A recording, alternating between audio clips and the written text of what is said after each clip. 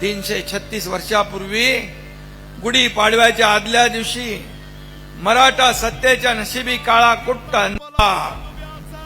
आला, परंतु संभाजी महाराजांच्या बलिदानामुळे मराठेशाही पेटून उठली आणि पुढे 20 वर्ष मराठ्यांनी त्या क्रूर औरंग्याला कडवी झुंज दिली. मराठा साम्राज्यापेक्षा 15-20 पटीने मोठा असणारं मोगल साम्राज्य छत्रपती संभाजी महाराजांच्या मावळ्यांनी त्याला जेरीस आणलं.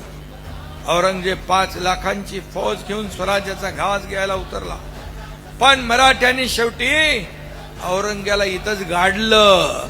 हा पण इतिहास आहे. आपले शंभूराजे अमर झाले, आपलं स्वराज्य अबाधित राहिलं, आपला हिंदू धर्म अखंडित राहिला. म्हणूनच छत्रपती संभाजी महाराज हे धर्मवीर झाले.